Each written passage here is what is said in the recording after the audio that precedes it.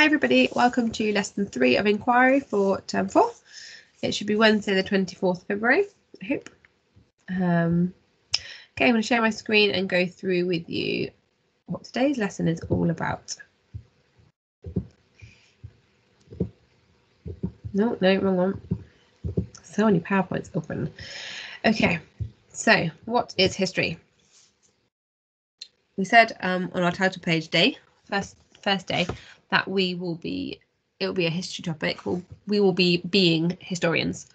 So I thought we would look a little bit more into what history is. So the definition is the study of past events, particularly in human affairs, and the whole series of past events connected with a particular person or thing.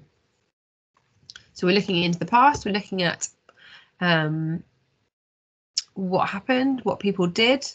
We're going to be focusing on Britain and then focusing even further in on Bristol. And it will be also focusing on the period. There's so much history that we could cover. We're just going to be focusing on one time period, which is the Romans and then the Anglo-Saxons.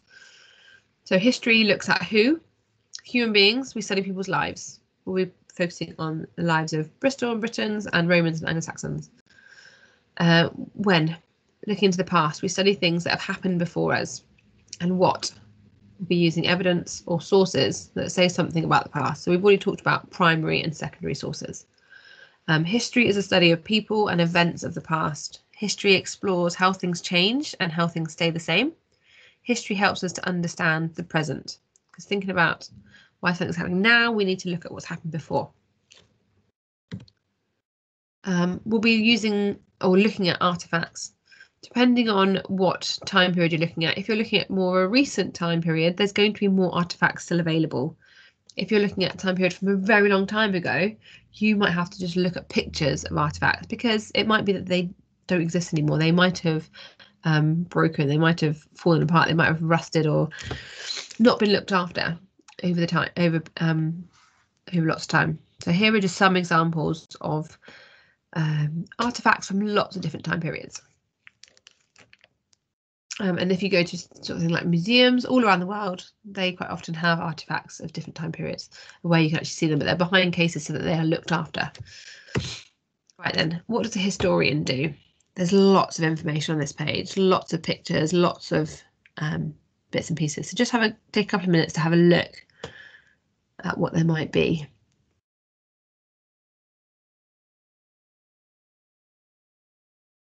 So in the actual state of being, the historian, he's got a magnifying glass. He's got lots of pockets for things. He looks like hieroglyphs, which is from ancient Egypt. That's kind of how they wrote. So we're going to do something similar to that. We're going to use, I know we've got Anglo-Saxon runes. It's almost like code breaking. So you're using their language to try and decipher codes and things. Quite a few pictures have got magnifying glasses, because you might need to look in detail at something. You might need to look closely at something. You've got somebody, the lady at the top here, she is very carefully using a brush. They've obviously found some artifacts, some old vases or jugs or something. And then once you've dug it out to a certain point, you've got to it, you then need to really carefully, almost like using a toothbrush or like a little pick or a paintbrush, so that you look after the object. You can't just dig it up because it would break. As you can see, this man here, he is digging away the main rock further up, but then once he gets close to the bone, then he would again use a brush, be more careful. So I believe if you're looking at dinosaurs, the history of dinosaurs, that's a paleontologist. You've also got things like anthropologists, general historians. They might work in archives. They might work. There's somebody called Louis Theroux, who is he does documentaries quite often about the past as well. So he's got a history degree, and he makes documentaries for TV, and he's famous. So here are some different jobs you could do if you were into history. You might go into law, you might go into publishing in the media and journalism and things. You might go into education, you might go into consultancy, you might go into the public sector. So even like MPs, you need to, if you're, and again the law one, I thought that one quite surprised me, but you need to know the history of law and the history and where things have come from to understand the present day again. And here you've got hospitality and tourism. So if you were working somewhere that had, museums or anything, lots of places you can go visit have a rich history. So it might be that history degree or History learning helps you with that. This is an ancient, I can't even think of the word, place that you can go and visit. Here is a puzzle piece, so sort of like putting the puzzle. History is kind of like putting the puzzle pieces back together to find out more. So we're looking for clues, looking for pieces to put things together. So what questions do you ask of the past, thinking like a historian?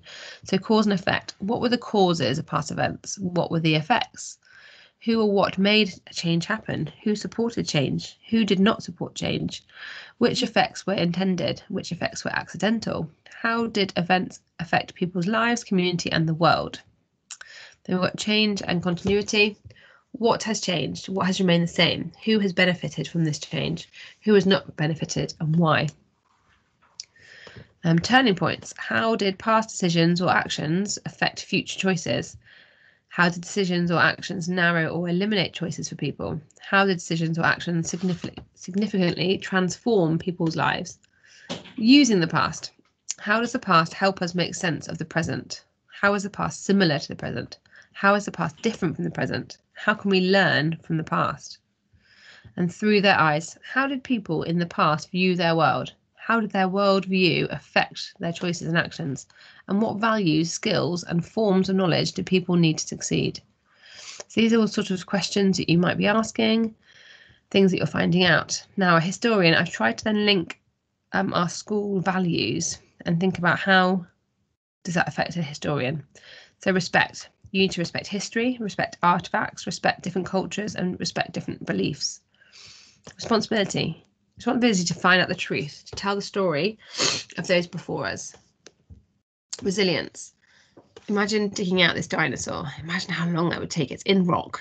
So you need patience to recover artifacts and to do research. Sometimes you might be looking to speak to lots of different people that experience a certain event. You might be reading through lots of different books.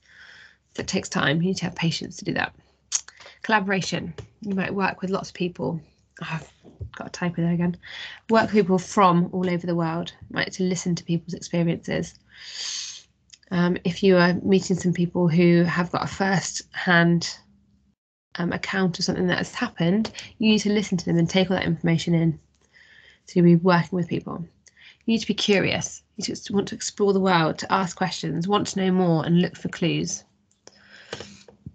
So that's how a sort of historian, some of the things, jobs they might do, some of the values or skills they might need, and you need to be wanting to ask lots of questions and finding out more. So today's task is you're going to make a mind map like this, all about history. This is just my starting point. You could, again, history maybe in the middle, a little cloud, and then what? So you don't have to have artifacts, sources of information, and historians in there. You could just have one big bubble in the middle and then lots of arrows coming off it. I was just trying to group stuff together, but it's up to you. So using all of today, so this page, this page, this page, and the sources of information that we learned about yesterday, can you make a mind map that tells me all about history, all about being a historian, all about the sources we're going to use? So what does history mean? Okay, that is your task for today. No, wrong page. And then further learning could be looking at primary and Anglo-Saxon primary sources. Okay, or even secondary sources if you want to. Yeah, that's everything for today. So I'm going to go back to my screen share. Looking forward to finding out about what you think history is and seeing your perspective, because obviously I've shared with you lots of things, but a lot of it might be my perspective or sources that I found online. So yeah, what do you think about history? I'm looking forward to finding out. Bye guys.